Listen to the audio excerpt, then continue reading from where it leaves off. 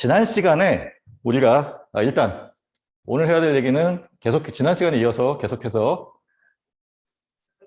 자 이걸 하는 거예요. 디지털 시스템의 개요에 대해서 배우는 거예요. 그러니까 여기서 이제 뭘 생각하면 되냐면은 우리가 왜 디지털 공학이라는 거 혹은 이제 뭐 디지털 혹은 뭐 논리 회로라는 걸 배워야 되는지에 대한 그런 이유에 대해서 설명을 하는 거라서 크게 부담 갖지 않고 들으면 돼요. 지금 하는 얘기들은. 자, 우리가 디지털 공학 혹은 논리 회로를 배워야 되는 가장 큰 이유는 지금 우리가 쓰는 시스템들이 다 디지털 시스템. 그냥 쉽게 말하면 컴퓨터가 안 들어간 게 없다는 얘기예요. 그러면 우리가 앞으로 의료 장비든 아니면 어떤 뭐 전자 장비든 간에 요즘 의료 장비들도 사실 전자 장비가 아닌 게 없어요. 아닌 게 없고 당연히 컴퓨터가 들어가 있겠죠. 그렇죠? 그렇기 때문에 의료 영상 시스템조차도 이 디지털 시스템 혹은 어떤 디지털 시그널에 대한 얘기를 알아야 잘 할 수 있다. 그런 얘기를 하고 싶은 거예요. 자, 신호에 대해서 우리가 다뤄봅시다. 자, 신호라는 거는 어떤 시스템이 있을 때 그 시스템에 들어가는 입력 신호 그리고 출력 신호가 있겠죠. 자, 신호에는 크게 나누면 두 가지 종류의 신호가 있을 것 같아요. 자, continuous time. 자, 시간에 대해서 연속적으로 존재하는 물리량 혹은 신호가 있어요.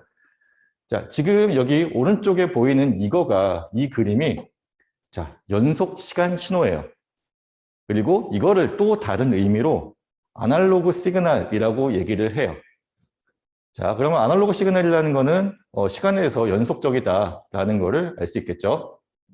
자, 그 다음에 여러분들이 아직 배우진 않았을 텐데 뭐 이산수학이라는 거를 아마 언제 배우지? 이산수학을? 이번 학기에 배우지 않으면 아마 다음 학기에 배울 거예요. 자, 이산수학이라고 하는 것에서 나오는 디스크리트 타임, 뭐 시그널이라고 하게 된다면 그게 지금 이와 같은 형태예요. 시간에 대해서 불연속적인 거예요. 자, 시간에 대해서 불연속적이고, 자, 그런 신호가 대표적으로 일단 컨티뉴어스 타임 시그널을 갖다가 샘플링을 해서 이루어지는 거고, 이거를 우리가 자, 디지털 신호가 이와 같은 특징을 가진다라고 알면 돼요. 그리고 지난 시간에 이제 여러분들이 제가 기억이 안 나는데 어떤 친구가 대답했듯이 자, 디지털 신호로 우리가 바꿨을 때의 장점은 가장 큰 장점은 일단 데이터 저장 공간이 줄어들어요. 그리고 데이터 처리도 좀 더 수월하겠지. 자, 생각해보면은 연속 시간에서는 모든 점에서의 계산값이 나와야 되는 거예요. 근데 이거를 이산 시간으로 바꾸면 굉장히 계산량이 줄어들겠죠. 그와 같은 장점이 있어요. 보관이 용이하고, 자, 저장이 용이하기 때문에 어딘가에 전송하는 것도 굉장히 용이해져요. 자, 그리고, 자, 시스템이라는 건데, 시스템이라는 거는 궁극적으로 우리는 이 시스템을 어떤 식으로 표현할 거냐면은 뭐 FT 혹은 FX와 같은 함수의 형태로 표현을 할 거예요. 그래서, 자, 공학을 하다 보면은 수학을 굉장히 잘 해야 돼요. 자, 지금 우리가 이번 학기에 다룰 논리회로는 저 함수식이 비교적 굉장히 간단해요. 그냥 곱하기 나누기 정도, 덧셈, 뺄셈, 곱셈, 나눗셈 정도 들어가는 정도예요. 근데 내년 1학기 때 저랑 같이 배울 뭐 회로라든지 아니면 뭐 시노미 시스템, 그건 3학년 때 배울 거고, 그리고 의료 영상 처리 같은 걸 할 때 그것도 역시나 모든 게 다 어떤 함수식의 형태로 표현이 돼요. 거기에는 이제 복잡한 뭐 미분 적분도 나올 거고, 뭐 이제 가장 여러분들이 까다로워할 게 이제 뭐 푸리에 트랜스폼, 뭐 라플라스 변환, 그리고 이제 컨볼루션이라는 개념들이 나오는데 이제 그런 개념들이 결국은 함수식이고 그 함수식에 의해서 표현되는 게 시스템이에요. 그래서 자, 시스템이라는 것은 특정한 목적에 맞도록 주어진 신호, 자, 입력이죠. 입력 신호를 조작하고 처리해서 자, 출력 신호로 만들어주는 장치예요. 그러면 자, 인풋이 들어가고 여기에 어떤 함수식으로 표현된 시스템이 있고 그게 출력으로 나타날 수 있도록 만들어주는 게 우리가 목적이에요. 자, 회로 해석과 같은 어떤 어널리시스의 개념에서는 자, 입력이 주어지고 그리고 여기 있는 것처럼 시스템이 주어져요. 그리고 난 다음에 우리가 여기 있는 자, 출력을 구하는 게 회로 해석이에요. 뭐 모든 것에 대한 해석이 그래요. 자, 그리고 지금 우리가 이번 학기에 다룰 거는 자, 입력과 출력이 주어져요. 그러면 이 어떤 특정 입력이 들어갔을 때 내가 원하는 출력을 나타낼 수 있도록 여기 있는 이 함수식 혹은 시스템을 디자인해 주는 거예요. 자, 궁극적으로 여러분들이 해야 되는 거는 함수식을 찾아줘야 된다라는 거예요. 알겠죠? 자, 이 정도 하고 넘어가 봅시다. 그래서 수학적으로 일련의 방정식. 자, 방금 얘기했던 것처럼 방정식 혹은 함수식으로 표현된다라는 게 중요해요. 자, 앞으로 여러분들이 다룰 모든 어떤 시스템들은 함수식으로 대체 가능해요. 알겠죠? 자, 그래서 뭐 이와 같은 지금 여기 있는 이 그림이 여러분들이 이제 3학년 때 배울, 3학년 1학기 때 배울 신호 시스템이라는 과목에 나오는 그림이에요. 자, 피겨 1.7에 있는 걸 갖고 온 건데, 자, 이와 같이 우리가 연속 시간 신호죠. 연속 시간 신호고 이때는 여기 보는 것처럼 자, 시간에 대한 함수로 표현돼요. x축이 시간에 대한 함수예요. 근데 샘플링이 일어나고 나면 정말 샘플링이 일어나서 이게 디지털화 되고 나면 그 다음부터는 여기 축이 시간에 대한 축이 아니라 수열로 표현되는 거예요. 자, 첫 번째 신호, 두 번째 신호, 세 번째 신호 그런 식으로 표현되는 거예요. 자, 근데 우리가 시간에 대한 정보는 따로 갖고 있어요. 자, 첫 번째 신호와 두 번째 신호 사이에 요 간격이 뭐 타임 t 뭐 2초다 뭐 이런 식으로 그 간격을 우리가 알고 있으면 그것을 이용해서 나중에 다시 이와 같은 신호로 복원이 가능해요. 이 복원하는 과정을 우리가 뭐 인터폴레이션이라고 얘기를 해요. 자, 이 값과 이 값을 알고 있으면 이 사이에 값들을 채워주는 어떤 형태의 또 프로세스가 있겠죠. 그거를 우리가 인터폴레이션 혹은 자, 한글로는 보간법이라고, 한글이 아니구나, 한자구나. 예, 보간법이라고 얘기를 해요. 한자로 어떻게 쓰는지는 네이버에 찾아봐요. 못 외워요, 나는. 자, 그러면 넘어가 봅시다. 지금 여기서 또 해야 되는 게 뭐냐면, 자, 우리가 지금 샘플링이 어떻게 이루어지는지를 좀 보자는 거예요. 이거는 지금 책에 있는 얘기 아니에요. 그냥 샘플링이 이렇다라는 걸 알려주기 위해서 여러분들께 보여드리는 거예요. 자, XT라는 입력이 있어요. 그리고 자, 이거를 샘플링을 하면 XPT라고 하는 함수식으로 바뀌는 거예요. 그러니까 신호가 바뀌는 거예요. 자, 여기 보면은 XT라는 신호가 있죠. 그리고 자, 샘플링 주기를 우리가 정해야 돼요. 자, 첫 번째 신호와 두 번째 신호 사이에 그 간격이 얼마가 되어야 되는지를 정해야 되는데, 자, 지금 여기 있는 요 캐피탈 T로 써 있는 대문자 T로 써 있는 얘가 샘플링 주기예요. 샘플링하는 주기예요. 자, 이 샘플링 주기를 나중에는 우리가 어떤 규칙이 있어요. 나이키스트 샘플링 시어렘이라는 게 있는데, 나이키스트라는 사람이 정한 샘플링 시어렘이라는 게 있는데, 샘플링 법칙이라는 게 있는데, 그거에 따라서 이 샘플링 샘플링 주기가 정해져요. 그러면 그때는 이제 샘플링을 잘 하기 위한 조건인 거고, 지금은 그냥 샘플링 주기가 있다더라. 일정한 간격으로 우리가 샘플링을 해야 된다더라라는 것만 알고 있읍시다. 그러면 자, 지금 여기 XT라는 신호가 있고 PT라는 신호를 이렇게 정의했어요. 자, 여기 이런 식으로 어떤 화살표 모양의 임펄스라고 하는데 이런 임펄스 형태가 계속해서 주기적으로 계속 나오는 형태. 뭐 여기 점점점점점 계속 있는 거예요. 이 신호를 자, 요거의 높이를 1이라고 합시다. 요거 높이를 1이라고 해요. 자, 얘네 둘을 곱하는 거예요. 위에 신호에 아래 신호를 곱해. 그러면 자, 여기 신호가 존재하는 요 위치는 1의 값을 가지니까 어떤 이 특정 위치의 값이 뭐 3이라고 한다면 3 곱하기 1은 여기 값이 3이 되겠지. 그쵸? 근데 요 사이에 있는 이 위치들은 값이 0이잖아요. 0 곱하기 어떤 값이니까 얘네들은 0이 되죠. 그래서 이 위치 값들은 없어져요.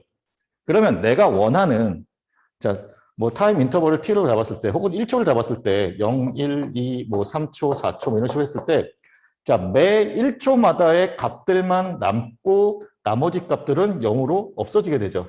이 과정을 우리가 샘플링이라고 얘기를 해요. 알겠죠? 자, 샘플링이라는 게 어려운 게 아니죠. 내가 원하는 위치의 값들만 갖고 오면 되는데 그 값들을 제외한 나머지 값들은 0으로 만들어준다는 거예요. 그래서 그 위치를 제외한 것은 0, 그 위치의 값들은 1로 된 이런 걸 이제 임펄스 트레인이라고 얘기를 하는데 자, 이번 학기에 나올 얘기는 아니에요. 그냥 이런 게 있다더라라는 것만 알고 있으면 돼요. 자, 이런 거를 곱해주면 샘플링이 이루어지더라. 자, 그거를 복잡하게 표현하면은 수식적으로 이런 수식으로 표현이 돼요. 자, 이거는 3학년 때 배울 거예요. 그냥 이렇게 수학이 중요하다더라라는 얘기 정도 하려고 갖고 왔어요. 자, 그리고 이제 샘플링된 값을 우리가 자, discrete value, 이산 그러니까 이산적인 값 그리고 디지털 데이터라고 한다더라. 샘플링된 값을. 그리고 샘플링된 각 값은 뭐 10진수, 8진수 혹은 2진수로 표현한다더라. 자, 궁극적으로는 우리가 2진수로 표현할 거예요. 왜냐하면은 자, 기계들이 이해하는, 다시 말하면 컴퓨터가 이해하는 기계어라고 하는 거는 0과 1로 이루어져 있어요. 그러니까 이거예요. 있다, 없다예요. 자, 논리적으로 0이 의미하는 거는 자, 있다. 아니야, 있다가 아니라 이거 없다. 참. 자, 그러니까 논리적 0, 논리적 1이에요. 논리적인 0과 1이 뜻하는 거는 자, 없다. 있다. 그리고 여기에 뭐 참. 아니, 참이 아니지. 거짓. 거짓. 참. 뭐 이런 식으로 얘기를 해요. 그거를 우리가 0 혹은 1로 표현하는 거예요. 자, 그래서 우리가 궁극적으로는 이진수로 표현할 건데 이게 이진수로 그냥 표현하는 게 아니라 이 표현하는 거에 대한 규칙이 또 있어요. 여러분들이 이제 컴퓨터를 쓰잖아요. 컴퓨터를 쓸 때 이런 거 한번 궁금해 본 한 학생이 있으면 참 바람직한데 내가 키보드 A를 눌렀을 때 A가 왜 나오지? 뭐 키보드 B를 눌렀을 때 왜 B가 출력이 될까라는 거에 대해서 한 번이라도 궁금해 해본 학생들이 있다라고 한다면 자, 그 약속이 있는 거예요. 아스키 코드라는 게 있어요. 뭐 아메리칸 스탠다드 멋있게 하는 그런 아스키 코드라는 게 있는데 그 아스키 코드에 해당되는 값을 키보드 자판에 매핑을 해놓고 그게 눌려졌을 때 컴퓨터가 이해를 하는 거예요. A라는 키보드 자판이 눌려졌고 그거에 해당되는 아스키 코드 값이 컴퓨터로 들어가면 그거에 해당되는 값을 모니터에 출력하는 그런 형태예요. 자, 여기서 아스키 코드라고 하는 게 이진수로 표현된 코드예요. 그리고 그게 규칙 혹은 약속이라고 생각하면 돼요. 우리가 이제 2장에서 챕터 2에서 어떤 코드에 대해서 배울 거예요. 거기에 이제 아스키 코드라는 것도 나오고 뭐 해밍 코드, 뭐 여러 가지 존슨 코드, 뭐 여러 가지 코드들이 나와요. 자, 이 코드들은 약속이라고 생각하면 돼요. 규칙이고 약속이라고 생각하면 돼요. 알겠죠? 자, 그런 것들에 대해서 이제 이진수의 표현도 그냥 단순한 이진수가 아니라 우리가 약속된 형태로 표현하는 것을 한다라는 것을 알면 좋겠어요. 자, 그리고 자, 아날로그 시스템이라고 하는 거는 자, 아날로그 신호를 처리할 수 있는 시스템을 아날로그 신호라고 얘기를 해요. 자, 어저께 얘기했던 이제 요 카세트 테이프 레코더, 뭐 과거에는 이제 워크맨이라고 했어요.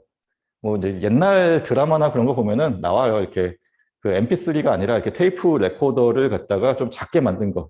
뭐 소니나 뭐 아이와 같은 데서 나오는 거 되게 귀한 그런 게 있었어요. 그리고 이제 우리나라에서 만드는 삼성에서 처음 만든 워크맨 형태가 이제 마이마이라고 있어요. 그거 갖고 있으면 또 되게 이렇게 핫 인싸였지.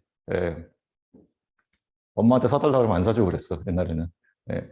자, 그래서 지금 아날로그 시스템이 있고, 이 아날로그 시스템이라는 거는, 자, 아날로그 신호를 처리하게 한 거고, 이거는 우리가 다음 학기에 배울 어떤 그 전자 시스템, 그러니까 그 마이크로 프로세서가 들어가지 않은, 자, RLC의 아날로그 소자들로 이루어진 회로가 아날로그 시스템이 돼요.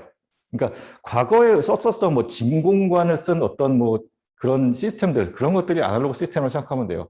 근데 자, 이제는 거의 쓸 일이 없어요. 요즘에 사실 아날로그 시스템 쓸 일이 거의 없기 때문에 그냥 그런 게 있다더라. 자, 그러면 이제 얘는 뭐냐면 아날로그 입력이 들어가고 얘가 처리를 하고 출력을 아날로그 신호로 만들어주는 게 역할이에요. 비교적 간단해요. 간단한데 계산량은 많겠지. 왜냐하면 모든 시간에 대한 데이터를 다 갖고 있고 그거를 처리를 해서 모든 시간에 대한 데이터를 다시 또 만들어줘야 되니까. 자, 시스템적으로는 간단한데 처리해야 될 양은 굉장히 많은 거예요. 자, 그럼 이제 다음으로 넘어봅시다. 이제 디지털 시스템이 나오겠지. 자, 디지털 시스템은 이제 우리가 배워야 될 얘기인데 디지털 시스템은 다 디지털 신호들을 입력으로 받아서 처리하고 다시 자, 디지털 신호로 출력하는 부품들로 이루어진 장치예요. 자, 근데 여기서 끝나는 건 아니에요, 물론. 여기서 끝나는 건 아니고 여기에 추가로 더 이제 얘기가 나와야 되는데 자, 아날로그 신호를 처리하는 경우에는 자, 이게 중요해요. 아날로그, 지금 우리가 외부에서 입력으로 들어가는 건 아날로그 신호일 거잖아요. 처음부터 디지털 신호일 리는 없겠지.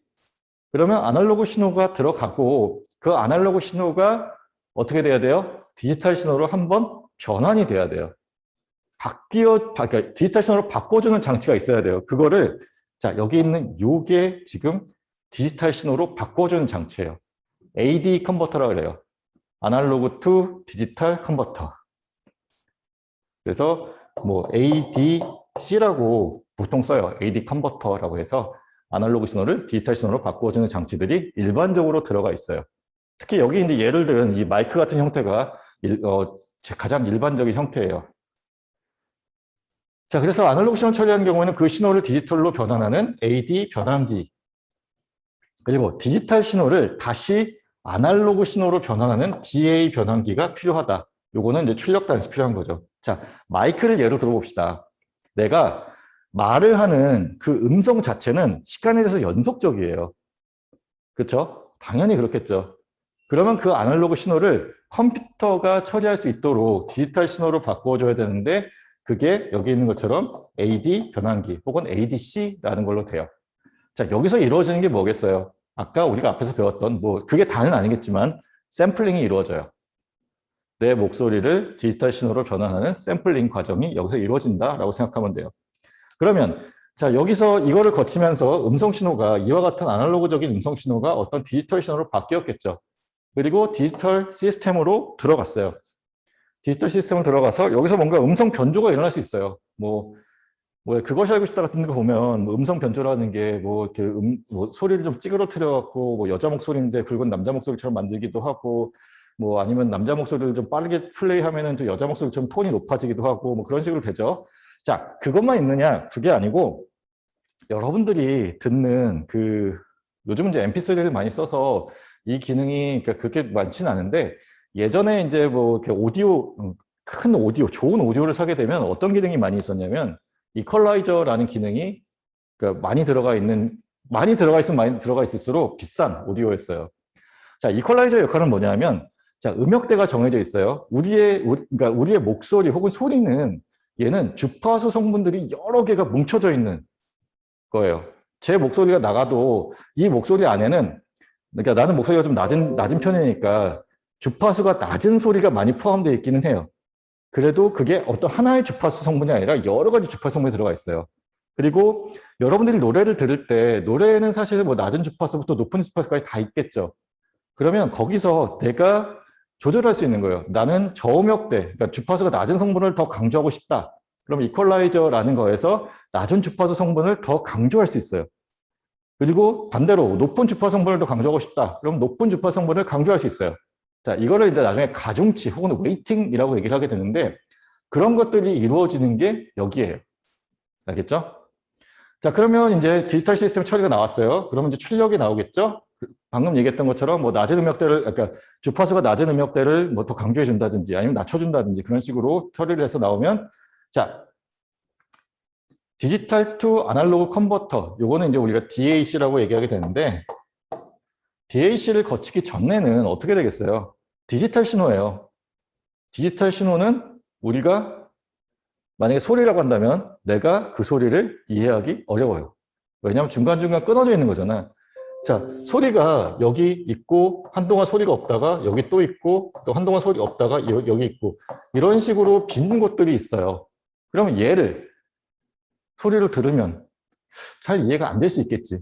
물론 이 타임 인터벌이 굉장히 짧다고 한다면 뭐 소리가 좀 그러니까 부드럽진 않더라도 들리긴 할 거예요. 이해가 될지긴 할 거야.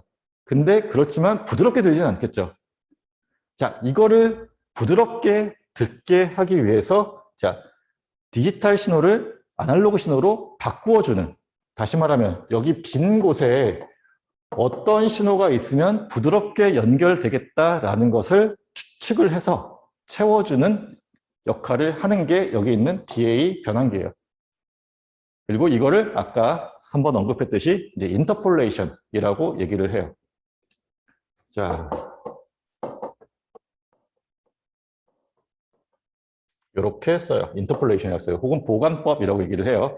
자, 그러면 우리가 스피커를 통해서 실제로 아날로그 신호로 만들어 줄 수 있죠. 이거 이해돼요? 자, 영상 처리도 마찬가지예요. 우리가 이렇게 어떤 공간상에 있는 우리가 인식하는 이 공간은 연속적이에요. 그렇죠? 연속적인데 이거를 사진으로 찍으면 어떻게 되느냐? 사진의 화소수에 따라서 그러니까 픽셀이라는 게 있죠. 그거 화소수 픽셀에 따라서 공간이 나누어지는 거예요. 그거를 다시 어떤 뭐 처리를 하죠. 필터링을 한다든지 뭐 여러분들 뭐 카메라 어플 같은 거 쓰면은 뭐 나는 눈이 요만한데 어플 쓰면 눈이 이만해지고 뭐 피부톤도 좀 보정해주고 그런 것들 있잖아요. 그런 것들이 다 여기 있는 요 디지털 시스템이 하는 어떤 함수적인 기능이에요. 그러고 나면 다시 내가 볼 수 있게 만들어주는 거지. 스피커가 아니라 여기 이제 모니터에 출력한 형태가 될 텐데 뭐 이런 것들이 다 디지털 시스템이 하는 역할이에요.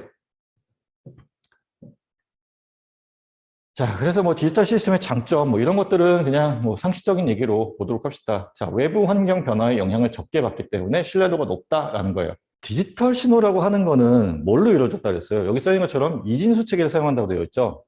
0 아니면 1이에요. 그러니까 이게 무슨 얘기냐면 자, 모든 어떤 뭐 통신기기, 그러니까 통신기기를 생각해 봅시다. 통신기기가 있는데 자, 얘네들은 항상 외부 간섭이 있을 수 있어요. 외부 간섭이라는 거는 혼선이 있거나 아니면 노이즈가 있거나 그럴 수 있어요. 그러면 자, 내가 이와 같은 신호를 갖다가 자, A라는 쪽에서 B라는 쪽으로 전달을 했어요. 전달을 했는데 자, 이 신호가 A에서 B로 전달되는 과정에서 중간에 뭐 어떤 이유든 간에 노이즈가 더해진 거야. 노이즈가 더해져서 원래 그냥 이렇게 쭉 일정한 어떤 신호가 가야 되는데 노이즈에 의해서 이게 이렇게 바뀌었어요, 신호가. 그러면 내가 보낸 신호 자체는 뭐 1이라는 값이라고 합시다. 1이라는 값이라고 했는데 지금 요 노이즈 때문에 이 형태가 바뀐 거예요. 그러면 정말 쉽게 생각하면 뭐냐면 자, 디지털 신호로 간다라고 한다면 자, 신호가 있다, 아니, 신호가 없다, 있다예요. 자, 얘는 만약에 아날로그 신호였다고 한다면 이 값들이 이렇게 출렁이는 게 모두 다 반영이 돼야겠죠. 근데 디지털 신호로 가면 0 아니면 1이기 때문에 신호가 어쨌든 있는 거니까 그냥 있다라는 거야. 노이즈가 들어갔어도 있다라는 건데 근데 이렇게 사실 간단하진 않아요. 간단하진 않고 자, 노이즈 허용 범위를 우리가 생각했을 때 어느 정도만큼의 노이즈가 허용될 수 있다고 한다면 자, 그 구간을 정해요. 이 정도 구간 안에 있는 값들은 내가 1로 보겠다라고 만들 수 있는 게 디지털 시스템 혹은 디지털 신호예요. 그리고 물론 이제 요 다음 구간은 어떤 2라는 값으로 만들겠다라고 내가 정할 수 있겠죠. 그렇죠? 요런 것 때문에 자, 신호의 불안정 혹은 자, 여기 있는 외부 잡음에 의한 영향이 적다라는 거예요. 이해되죠? 자, 그다음 시스템 설계가 용이하다라는 거예요. 자, 0과 1만 처리하면 되니까 뭐 전압 범위로 뭐 신호 값의 구분이 가능하므로 연산 기능만 구현하면 된다라는 거죠. 자, 요거는 이제 우리가 뒤에서 하다 보면 나타날 거예요. 자, 크기와 가격이 점차적으로 감소한다. 반도체 크기가 점점 작아져요. 그리고 반도체의 그 슈퍼 사이클 뭐 그런 얘기 하죠. 그 가격 자체가 계속해서 떨어져요. 그렇기 때문에 우리가 조금 더 싼 가격으로 조금 더 좋은 장비를 쓸 수 있다라는 장점이 있어요. 그리고 크기가 작아지는 거는 요거는 반도체를 생각해도 되고 아니면 우리가 저항, 뭐 커패시터, 인덕터를 갖다 실제 어떤 기판에다가 꼽아서 쓴다라고 한다면 얘네들은 줄일 수 있는 방법이 없어요. 저항 자체가 갖고 있는 크기가 기본적인 크기가 있기 때문에 그것들을 하나로 집적하는 게 되게 어려워요. 그렇기 때문에 이런 것도 장점이 될 수 있다. 자, 디지털 시스템 한계인데 자, 뭐 여기 뭐 복잡한 얘기 쓰여 있지만 이게 한계예요. 오차는 어쩔 수 없이 발생을 해요. 생각해봐요. 우리가 아날로그 신호가 있고 걔를 샘플링을 했어요.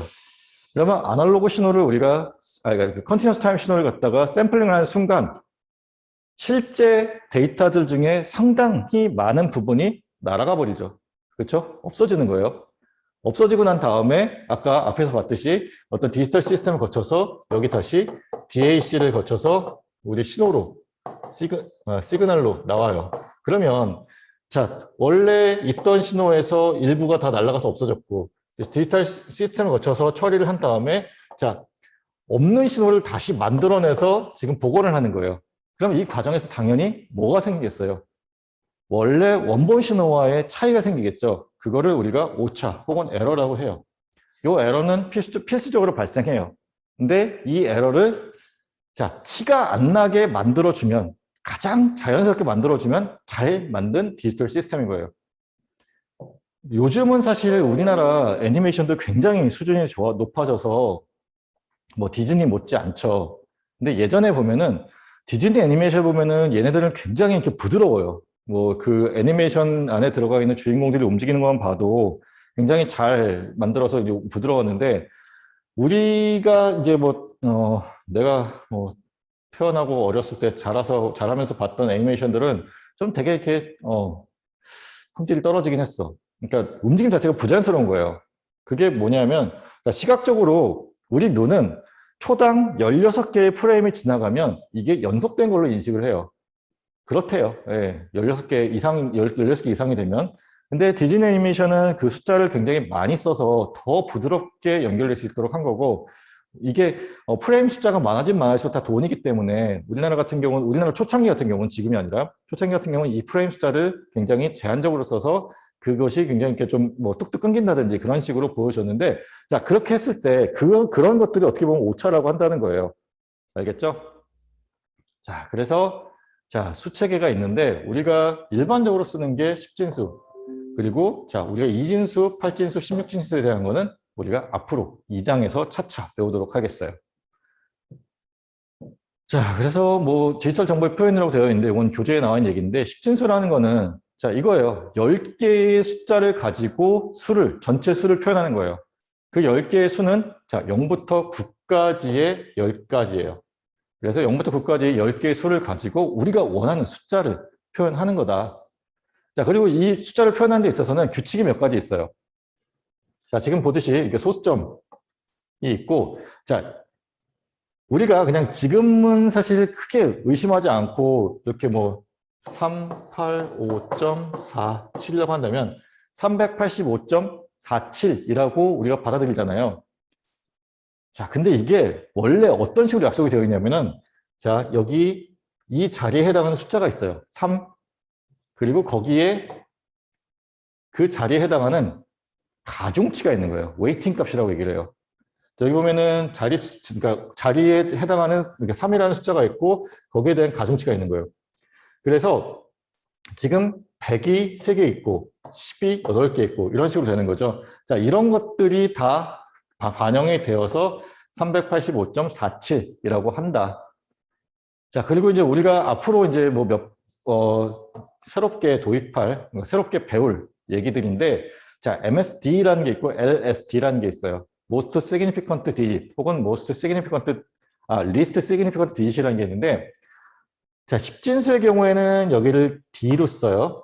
근데 우리가 앞으로 많이 쓸 거는 2진수죠. 그래서 자, MSB라는 게 나오고 LSB라는 게 나올 거예요. 자, 별거 아니에요. 자, 여기서 MSD를 구해라 라고 한다면 가장 왼쪽에 있는 게 MSD예요.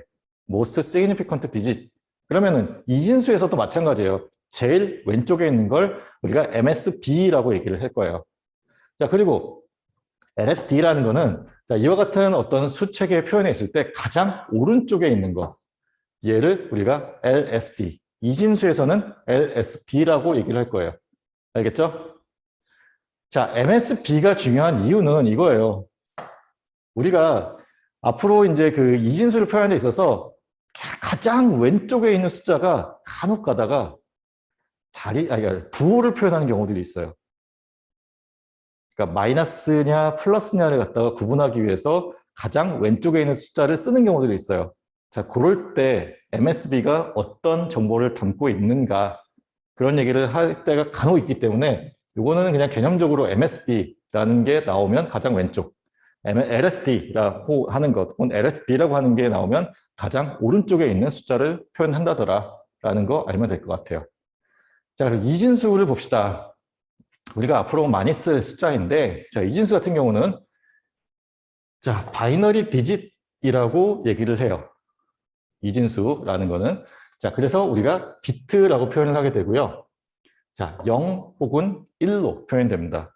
그래서 여기 보면은 자, 0이라는 것이 나타내는 것은 자, 전압에 있어서는 0V 낮다, 그다음에 false가 있는데 여기에 하나 더 더하면 없다예요. 그러니까 존재하지 않는다라는 것도 0이에요. 자, 논리적인 1이에요. 논리적인 1은 자, 뭐 플러스 5V, 하이, 트루, 그다음에 뭐 있다, 존재한다, 있다라고 될 수 있겠죠. 자, 그리고 여기 지금 보면은 허용 전압의 범위라는 게 있잖아요. 아까 얘기했던 것처럼 자, 디지털 시스템이 신뢰도가 더 높은 이유가 어떤 노이즈가 포함되었을 때 그 노이즈를 반영하지 않는 그런 어떤 허용 범위를 정할 수 있다 그랬잖아요. 이게 지금 그 얘기예요. 자, 논리적으로 0이 설정되는 것을 허용 전압을 0에서 1.5V로 정해놓은 거예요. 자, 요 구간 안에 해당하는 값이 들어오면 그냥 다 0으로 보겠다는 거예요. 그러니까 여기에 뭐 노이즈가 뭐 이런 식으로 포함이 되어 있어도 그 값이 안정적으로 0이 될 수 있는 거죠. 여기도 마찬가지예요. 여기에 뭐 어떤 값이 있었는데 거기에 노이즈가 포함돼서 이런 값이 들어오더라도 자, 요 구간 안에 들어오게 되면 자, 1이라고 하는 값이 되는 거지. 근데 요 사이에 요 구간은 값이 들어오면은 우리가 뭐 0으로 넣을 수도 없고 1로 넣을 수도 없는 그런 값이 들어오는 거기 때문에 요거는 이제 다시 처리를 해야 되기는 해요. 요거는 이제 뭐 우리가 지금 다룰 얘기는 아니고 지금 요런 특징들이 있기 때문에 시스템이 외부 잡음이나 외부 환경의 영향을 적게 받는다더라라고 생각하면 되겠어요. 그래서 자, 디지털 시스템에서 쓰는 파형들은 이렇게 써요. 0 아니면 1. 이와 같은 파형들로 나오게 돼요. 알겠죠? 자, 그리고 이진수 같은 경우는 자, 전압 포용 레벨에 따른 디지털 신호의 자, 신뢰도, 아까 같은 얘기죠? 신뢰도가 향상되더라. 그리고 저장된 데이터에 왜곡이 발생된 경우에도 원래 신호값으로 재생 가능하다. 자, 왜곡이라는 것이 이제 어떤 노이즈가 더해졌다든지 하는 그런 얘기들을 했을 때 원래 신호값으로의 재생이 가능하다라는 거죠. 자, 지금 여기 딱 그 얘기예요. 지금 노이즈라는 거는 원래 원본 신호보다 굉장히 작은 값으로 들어가는 게 노이즈예요. 그래서 그 노이즈들이 포함되더라도 지금 허용 범위가 이 범위 안에 들어오게 되기 때문에 0 아니면 1 혹은 우리가 0을 갖다가 0V, 1을 갖다가 5V로 봤을 때 0V와 5V 사이의 값들로 안정적으로 표현 가능하다라는 얘기를 하는 거예요. 자, 그리고 지금 이인수의 표현 같은 경우는 아마 여러분들이 예전에 많이 배웠을 것 같은데 아까 뭐 10진수 같은 경우에 뭐 10의 1승, 10의 2승, 10의 3승 같이 그런 식으로 자릿수들이 어떤 가중치가 곱해지는 형태로 되어 있었던 것처럼 이인수도 마찬가지예요. 자, 여기 있는 것처럼 지금 10진수 5에 해당하는 값을 보게 되면은 10진수 5에 해당하는 값이 2진수 1, 0, 1에 해당돼요. 그러면 얘는 자, 여기에 곱해지는 게 2의 제곱, 여기가 2의 1승, 이게 2의 0승에 해당돼요. 그래서 자, 1 곱하기 2의 제곱 더하기 0 곱하기 2의 1승 더하기 자, 1 곱하기 2의 0승에 해당되는 값들을 더하게 되면 그에 해당되는 10진수가 나오게 돼요. 그래서 자, 요게 4, 여기가 1이 되니까 10진수 5에 해당되는 값이 나오게 되죠. 자, 이와 같은 연산을 따라서 표현할 수 있다라는 거예요. 요거 수책에 변환하는 거, 진법 변환하는 거는 2장에서 다룰 거예요. 자, 그래서 지금 보면은 2장이 아니라 여기서 다루게 되는구나. 자, 이진수를 갖다가 변환하는 방법. 지금 이제 이건 10진수를 변환하는 방법인데 이진수를 8진수, 그다음에 16진수로 변환하는 건 2장에서 다룰 예정이고.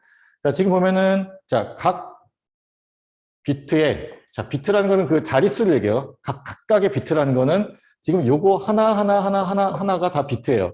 각 비트에 자릿수를 곱하고 모두 더하면 된다.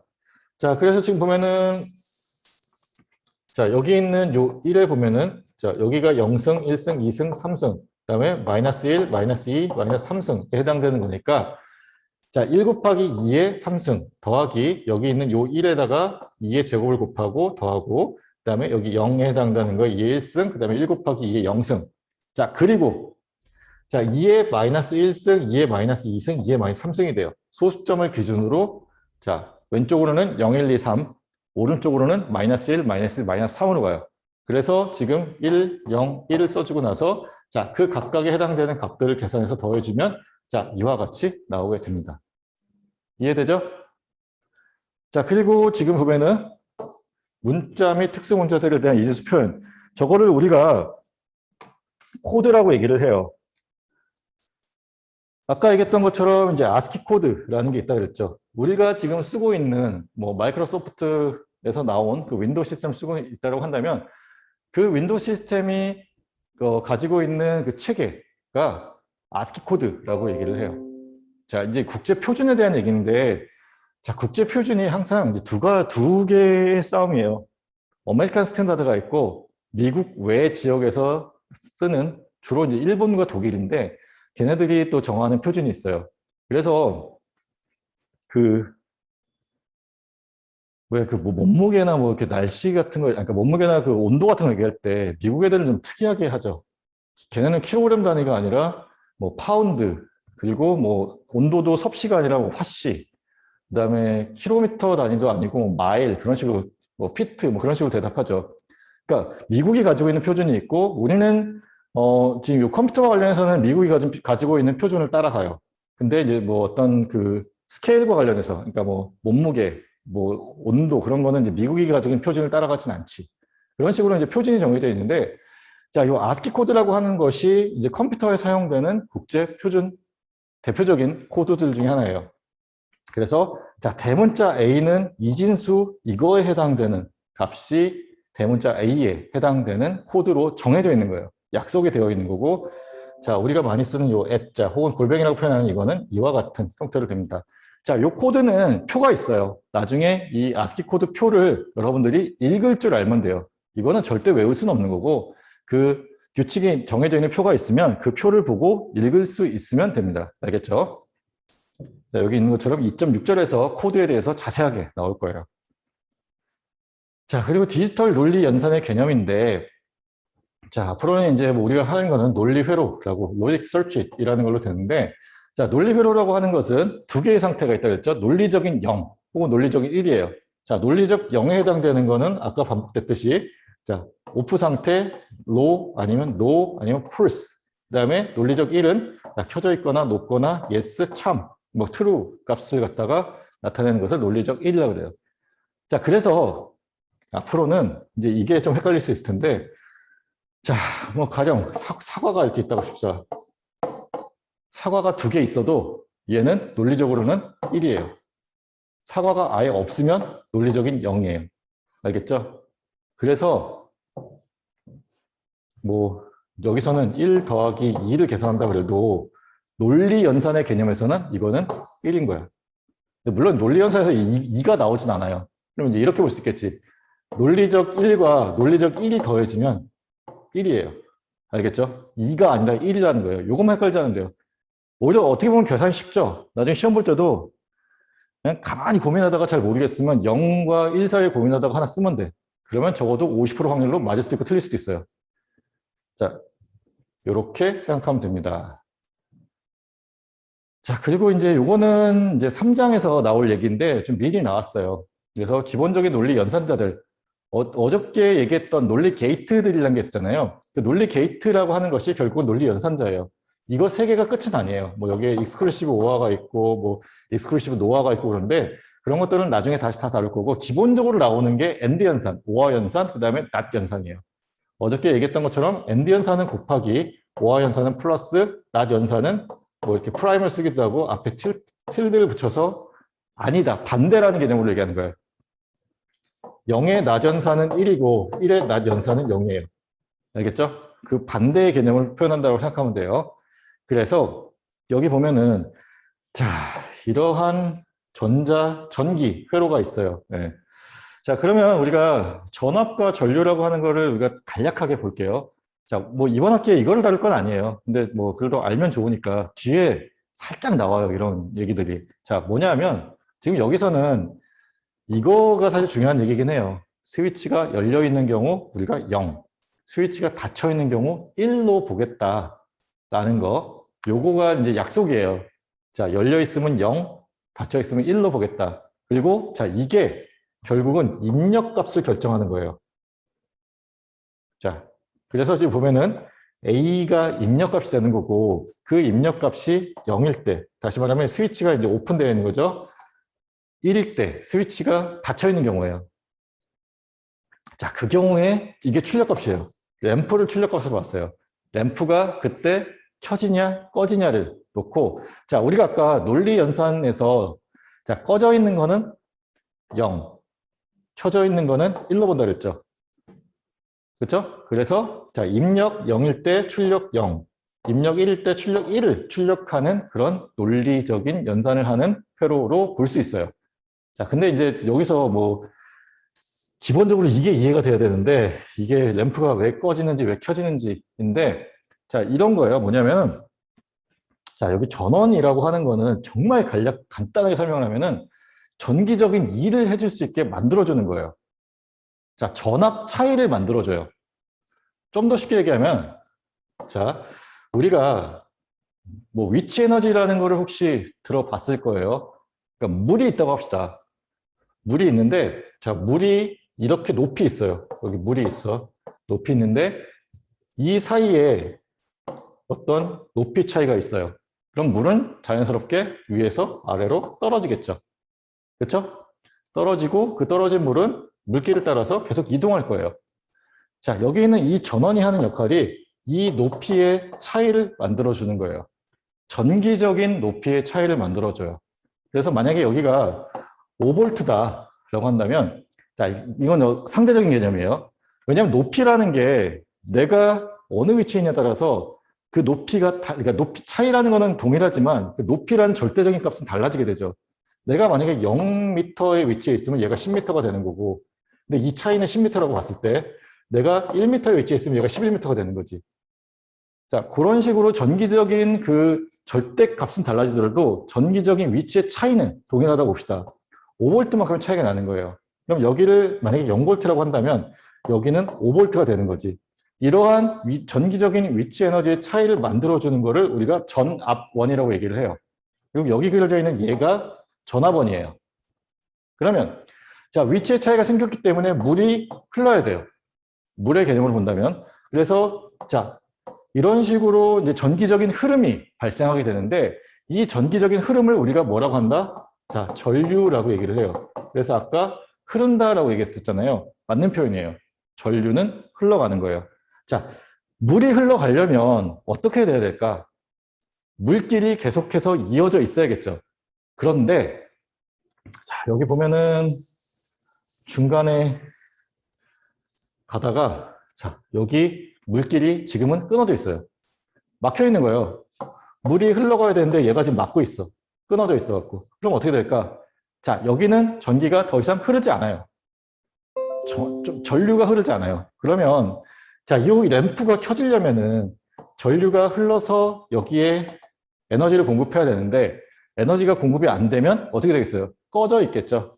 그래서 자, 스위치가 열려 있는 경우 오해를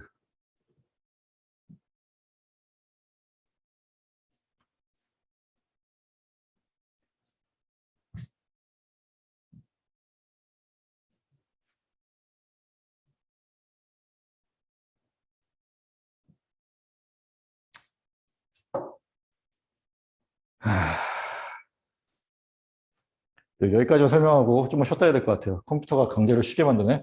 자, 스위치가 열려 있는 경우에는 전류가 흐르지 않기 때문에 여기 이쪽에 있는 이 램프가 켜지지 않겠죠.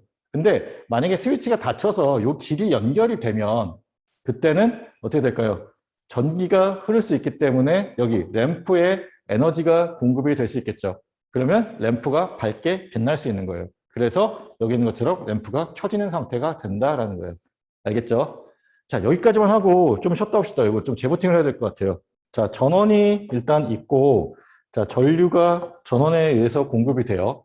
자, 얘가 이제 전 위차를 만들어냈죠. 0V, 뭐 5V라고 한다면 전위차를 만들고 그것에 의해서 전기적인 흐름이 생성이 되고 나면, 자, 만약에 길이 다 연결이 되어 있으면 전기적인 흐름이 여기 램프에다가 에너지를 공급하고 그러면 에너지가 램프가 밝게 빛을 내는 형태가 돼요.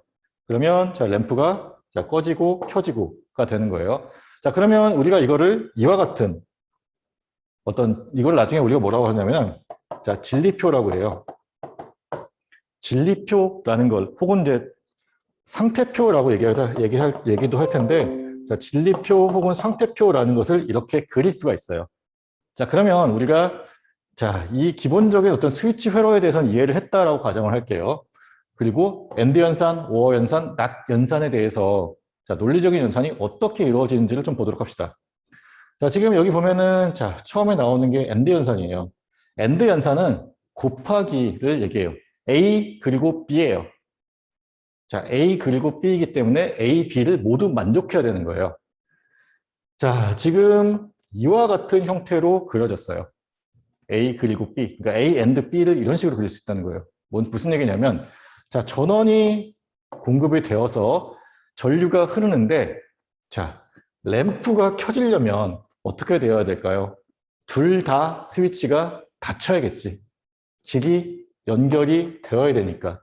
자, 이거를 이제 여기 있는 것처럼 뭐 상태표 혹은 진리표라는 것을 그리게 되는데, 자, 지금 아까 앞에서 했듯이 스위치가 열려 있으면 0, 스위치가 닫혀 있으면 1로 보겠다는 거예요. 그러면 자, A와 B 두 개의 스위치가 있기 때문에 이 A, B가 각각 두 개의 스테이트가 생기는 거죠. 열려 있거나 닫혀 있거나. 그러면 자, 두 개의 조합을 생각하면 총 4개의 경우가 있죠.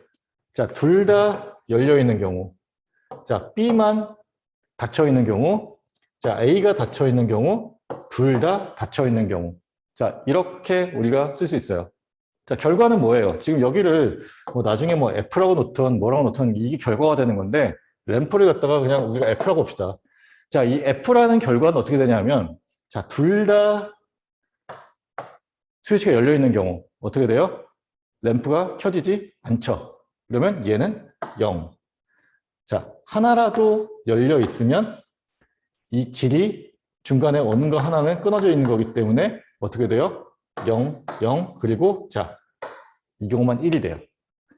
자, 이게 AND 게이트 혹은 AND 연산의 진리표예요. AND는 어떤 특징을 갖느냐? 자, 이거예요. 둘 다 1이어야, 자, 입력이 두 개가 있다고 했을 때, 두 개의 입력이 있다고 했을 때, 두 개 다 1이어야 결과가 1이 되는 게 AND 연산이에요. 자, 이게 AND 연산의 특징이에요. 둘 다 1이어야 1이 되는 거. 하나만 0이어도 0이 되는 게 AND 연산이죠. 그러면 자, 오화 연산을 봅시다. 오화 연산은 덧셈의 개념이에요. 자, 논리적인 덧셈을 우리가 오화 연산자로 표현을 합니다. 그래서 자, 이 경우는 자, 이와 같은 형태로 표현을 해요. 자, 이거를 우리가 뭐라고 얘기하냐면은 자, 이거는 우리가 또 다른 말로는 자, 직렬 연결이라고 얘기를 해요. 직렬 연결이라고 하는 거는 자, 뭐 스몰 a라고 있고 스몰 b라고 있다고 합시다. a에서 b로 이렇게 갈 수 있는 길이 있어요. 이 길이 어떤 식으로 연결되어 있냐에 따라서 직렬 연결 혹은 병렬 연결이라고 얘기를 해요. 자, 그러니까 스몰 a에서 스몰 b로 갈 수 있는 길이 지금 누가 봐도 하나죠. 자, 그리고 그 하나의 길에 어떤 소자들이 놓여 있다고 한다면 이거는 직렬로 연결된 형태예요. 자, 그러면 또 다른 경우. 스몰 a에서 스몰 b로 갈 수 있는 길이 여러 개가 있어요. 그리고 그 여러 개의 길에 소자들이 각각 놓여 있다고 합시다. 자, 이런 경우 병렬 연결이라고 얘기를 해요. 자, 지금 얘는 여기서 여기로 갈 수 있는 길이 무조건 하나죠. 그래서 얘를 반드시 거쳐야만 이 왼쪽 끝에서 오른쪽 끝으로 갈 수 있어요. 근데 자, 이 아래쪽을 봅시다. 아래쪽은 여기서 여기로 갈 수 있는 길이 이렇게 갈 수 있는 거 하나, 그리고 이렇게 갈 수 있는 거 또 하나, 총 2개가 되죠. 그래서 이런 경우 뭐라 그런다? 병렬 연결이라고 해요. 자, 그래서 지금 병렬로 연결되어 있는 형태이고, 그러면 자, 전원이 에너지 공급해서 전류가 이렇게 흐르는데, 자, 여기서 전류가 혹은 전기적인 흐름이 이어질 수 있는 길이 총 2가지가 있는 거죠. 위로 갈 수도 있고 아래로 갈 수도 있어요. 어느 쪽 하나라도 연결이 되면 전류가 흐르는 거가 돼요. 이해되세요? 자, 물이 흐른다고 봐요. 물이 흐른다고 보는데, 자, 여기 2개 다 끊어져 있으면 물이 흐를 수 없겠지. 그쵸? 근데 뭐 어떤 이유든 간에 얘는 연결이 됐어요. 그러면 아래쪽으로는 흐르지 못하겠지만 위쪽으로는 물이 흐를 수 있겠죠. 그러면 이쪽 입장에서는 물이 들어오고 있죠. 그러면 이 램프는 켜질 수 있어요. 그렇죠? 자, 그러면 우리가 진리표를 한번 그려봅시다.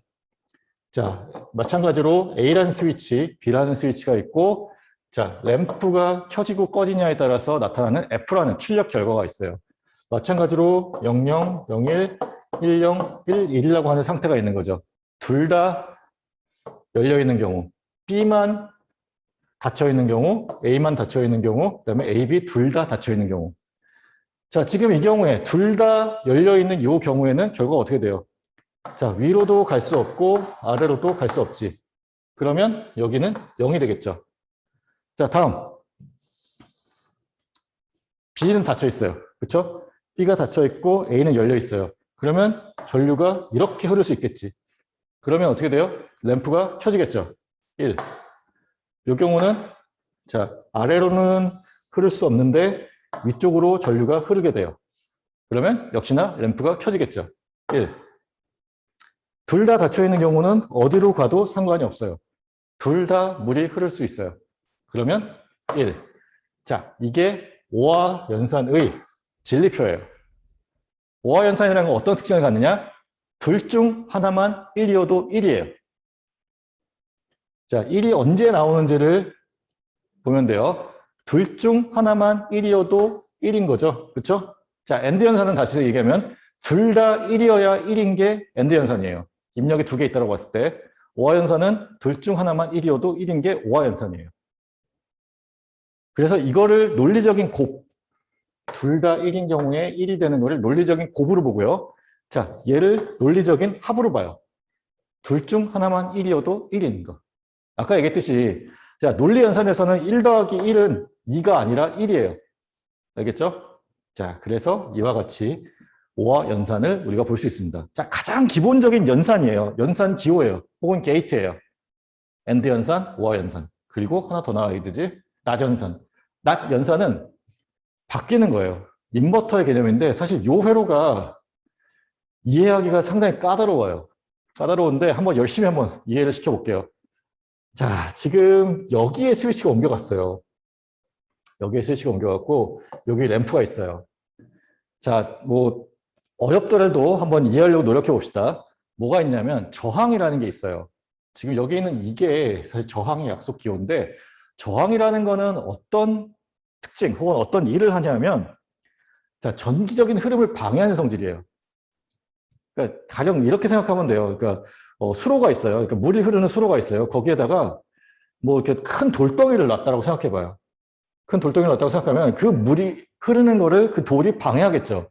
이런 거를 우리가 전기적인 저항이라고 얘기를 해요. 전기적으로 봤을 때는. 자, 그러면 얘를 조금 달리해서 조금 더 이해하기 쉬우라고 얘를 달리해서 이렇게 한번 설명해 볼게요. 뭐냐면 자, 자동차가 달리는 길이 있어요. 길이 두 가지가 있어요. 두 개의 길이 있는데 하나는 진짜 뻥 뚫린 고속도로야. 차가 한 대도 없어. 여기는 비포장도로인데 차도 꽉 찼어. 내가 운전을 하는 사람이야. 어디로 갈까? A, B 중에. 이거 당연한 얘기인데 좀 물어봐야지. 신재범?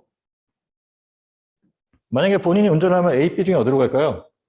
저는 A로 갈 것 같습니다. 목소리가 안 들리는데? 예. 저는 A로 갈 것 같습니다. 그쵸. 혹시 B로 가고 싶은 사람? 고생을 사서 하고 싶은 사람은 없군요, 다행히. 자, 당연히 A로 갈 것 같아요, 그죠? 뭐 모험을 즐기는 사람이 아니라면 A로 가고 싶죠? 자, 전기도 마찬가지예요. 이 램프라는 거는 저항이 있는 거예요. 이 안쪽에 저항이 있고 그 저항 부위에 전류가 공급되면서 빛을 내는 거예요. 자, 그러면 여기 있는 요거는 만약에 스위치가 닫혀 있다고 한다면 얘는 이상적으로는 저항이 없는, 저항이 0인 도선이에요. 자, 여기는 저항이 뭐 한 15옴 정도 있다고 합시다. 여기 저항이 없어요. 뭐 이거를 사실 좀 더 자세히 설명하려면 뭐 전류 분배 법칙이라는 걸 얘기해야 되는데 그거는 다음 학기에 배우기로 하고 그냥 방금 전에 얘기했던 것처럼 고속도로, 뻥 뚫린 고속도로 그리고 비포장 도로인데 차가 꽉 차 있는 게 있다고 합시다. 자, 여기가 비포장 도로이면서 차가 꽉 차 있는데요. 여기는 뻥 뚫린 고속도로예요. 자, 전기의 입장에서 지금 에너지가 공급이 되어서 전류가 이렇게 흘러요. 가다가 지금 요 위치에서 일로 갈 거냐, 일로 갈 거냐를 고민해야 돼요. 전기도 여러분들 했던 거와 마찬가지로 자, 뻥 뚫린 고속도로를 좋아해요. 모두 다 전기가 이쪽으로 흐른다는 거예요. 그러면 자, 전기가 다 이쪽으로 흘러버리면 어떻게 돼요? 램프에는 전기 공급이 되지 않고 램프는 켜지지 않아요. 자, 요거를 이해했다라고 가정을 하고 지금 여기 낫 게이트를 낫 연산을 좀 볼게요. 자, 지금 램프를 F로 놓고 스위치를 A로 놨을 때 지금 여기서는 입력 스위치가 하나이기 때문에 여기 입력 기호 A 하나예요. 자, 스위치가 열려 있거나 닫혀 있거나요. 자, 지금 보면은 여기 스위치가 열려 있어요. 열려 있으면 자, 에너지가 공급돼서 저항을 거쳐서 여기까지 왔어요. 여기서 고민을 해야지.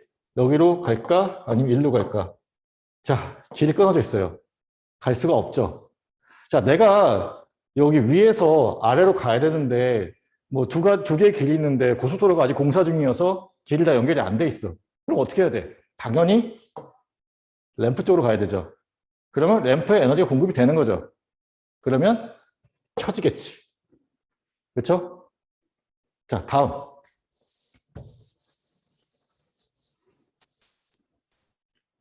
전원이 공급이 되었고 이제 여기 스위치가 닫혔어요. 아까 얘기했듯이 이제 고속도로가 완전히 개통된 거예요. 그러면 자, 여기까지 전기가 왔는데 어디로 갈까를 고민하는데 자, 뻥 뚫린 고속도로, 막히는 비포장도로 어디로 갈까? 당연히 일로 가겠죠? 그럼 얘는 램프가 켜지지 않겠죠. 그래서 자, 램프 0이 돼요. 자, 입력 A가 0으로 들어갔을 때 출력이 1로 나와요. 그리고 입력 A가 1에 입력이 들어갔을 때 출력이 0으로 나와요. 그러면 자, 입력 결과가 반전되어서 나오는 거죠. 1일 때 0, 0일 때 1. 이게 낫 게이트가 하는 일이에요. 그래서 자, 이렇게 써요. L은 일단 L은 생략해도 되고 A'이라고 하게 되면 이게 낫 게이트가 돼요. 낫 연산인 거야. 0이면 1, 1이면 0이에요. 자, 근데 간혹 가다가 우릴책은 프라임을 써요. 우릴책은 프라임을 쓰는데 자, 여기 점이 하나 찍혀 있으면 간혹 가다가 잘 안 보일 때가 있어요. 실수할 수 있다는 얘기지. 그래서 확실하게 보라고 책에 따라서는 이렇게 쓰는 경우도 있어요. 두 개 다 같은 얘기예요. 이렇게 써도 맞고 이렇게 써도 맞아요. 그러니까 저랑 할 때도 A 프라임으로 써도 낫이고 A의 바라고 하는데 A의 바로 써도 낫 연산이에요. 두 개 다 같은 얘기예요. 자, 시험 볼 때 찍어줄 거면 확실하게 찍어줘야 돼요. 프라임을. 아니면 바로 쓰는 게 조금 더 확실해요. 자, 이렇게 되는 게 낫 연산 혹은 낫 게이트입니다. 여기까지 질문 혹시 있나요? 조금 난이도가 올라갔는데. 질문 없어요? 자, 요거 얘기는 이걸로 끝나는 게 아니라 챕터 2에서 다시 나올 거예요. 챕터 3에서 다시 나올 거예요. 그때 다시 좀 복습을 하면서 얘기를 하면 돼요. 지금은 그냥 이런 게 있다더라 라는 정도만 알면 돼요. 자, 그리고 이제 뭐 어려운 얘기들이 지나갔고 이제 약간 이제 뭐 그냥 개념적인 얘기. 자, 논리 게이트라는 게 있어요. 자, 지금 방금 전에 얘기했던 AND, OR, NOT 연산인데 그 연산자들을 갖다가 자, 논리 회로의 부품으로 만들게 되면 그게 게이트가 돼요. 그래서 NOT 게이트 있고 AND 게이트 있고 OR 게이트 있고 우리 논리 게이트만큼의 그런 논리 연산이 있다고 생각하면 돼요. 그리고 실제로는 이런 트랜지스터들을 이용해서 구현하게 된다. 그래서 실제로 뭐 AND 게이트 혹은 가장 많이 쓰는 게 낸드 게이트예요. 자, 뭐 이게 뭔가 싶지? 그렇죠? 자, 낸드 게이트라고 하는 거는 자, AND 게이트에 낫을 붙인 거예요. 요거를 우리가 낸드 게이트라고 얘기하는데 그러니까 정확하게 얘기하면 not 플러스 AND인 거야. 얘가 굉장히 많이 쓰여요. 그 이유는 낸드 게이트를 가지고 AND 게이트도 만들 수 있고 OR 게이트도 만들 수 있고 NOT 게이트도 만들 수 있어요. 자, 낸드 게이트를 가지고 자, NOT 그다음에 or, and 요거를 다 만들 수 있어요. 그러면 이거예요. 뭐냐면 여러분들이 나중에 이제 뭐 언젠가는 보게 될 일이 있을 텐데, 자, 이런 어떤 게이트들이 이와 같은 어떤 칩에 내장이 되어 있어요. 근데 이 칩 하나가 AND 게이트 하나만 있냐? 아니에요. 보통 한 8개, 뭐 그거보다 그 이상의 개수를 포함하고 있어요. 이거 하나가 AND 게이트를 한 8개 갖고 있는데 낸드 게이트 8개를 굳이 쓸 일이 없는데 얘를 쓰는 것보다는 낸드 게이트도 마찬가지로 8개가 있다 그러면 낸드 게이트 이런 거 하나를 써서 낫도 쓰고 워도 쓰고 엔드도 쓰면 더 효율적이겠죠. 공간을 줄일 수 있겠지.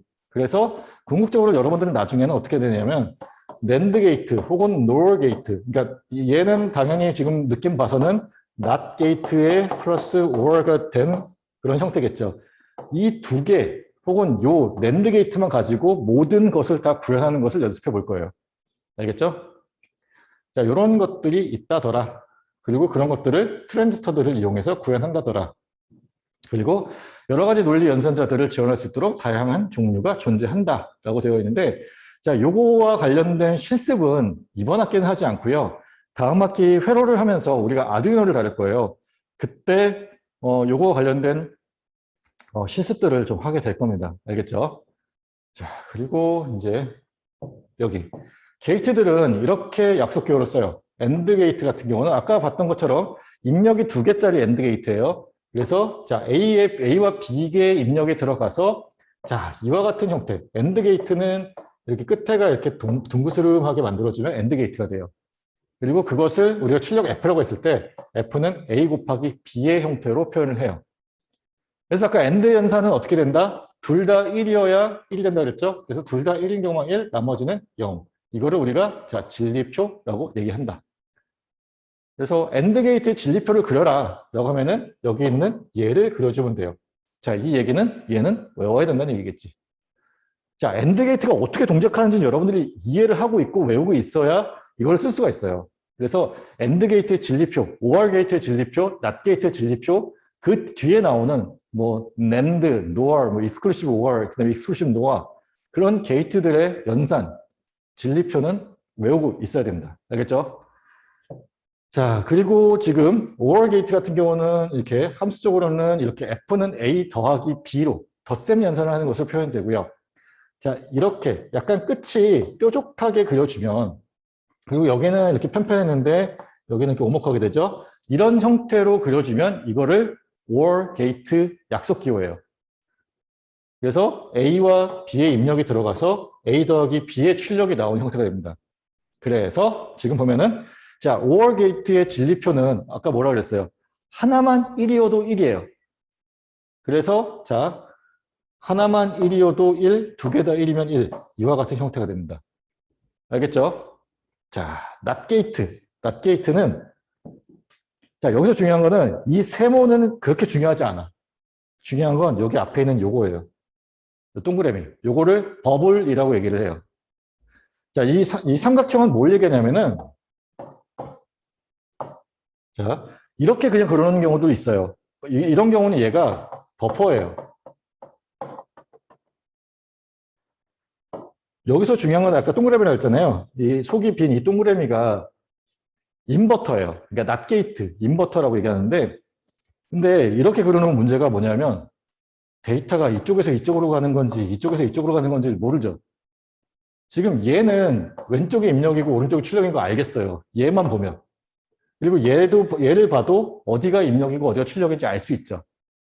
근데 지금 여기에 동그라미 하나 그려놓으면 왼쪽에서 오른쪽으로 가는지 오른쪽에서 왼쪽으로 가는지 모르죠. 그래서 요 버퍼를 같이 그려줘요. 자, 요 삼각형이 포함되어 있으면 자, 이 왼쪽에서 오른쪽으로 데이터의 흐름이 있다라는 것을 알 수 있고, 사실 얘는 기능이 따로 없어요. 그냥 버퍼의 기능이라는 거는 그냥 이렇게 뭐 데이터 하나를 추가해 주는 거예요, 그냥. 그렇고 얘가 인버터 역할을 해요. NOT 게이트 역할을 하는 거예요. 그래서 A의 입력이 들어가면 지금 여기 있는 것처럼 A 프라임 혹은 A 바의 출력이 나온다라고 보면 돼요. 이해되죠? 자, 오늘 이제 이게 마지막인데 요거는 그냥 한번 읽어보세요. 뭐 크게 중요한 얘기도 아니고 그냥 뭐 이런 게 있다더라. 회로의 집적도라는 거는 작은 공간에 얼마만큼 많이 모아놨느냐에 따라서 집적도가 달라져요. 그래서 보면은 여기 뭐 울트라가 있고 베리 라지가 있고 라지가 있고 미디엄이 있고 스몰이 있어요. 이 단어들이 결국은 얼마만큼의 집적도가 높으냐를 얘기하는데 요거는 사실 벌써 이 교재도 나온 지가 한 5년 됐기 때문에 지금은 또 다른 얘기일 수도 있어요. 그래서 이런 거는 여러분들이 이제 또 상식적으로 이제 나중에 찾아보면 되는 거고, 요거는 그냥 그렇게 되더라라는 것만 알고 있으면 돼요. 자, 오늘 이제 2장 넘어가기 시간이 약간 애매해서 오늘 여기까지 할까 하는데 질문 혹시 있을까요?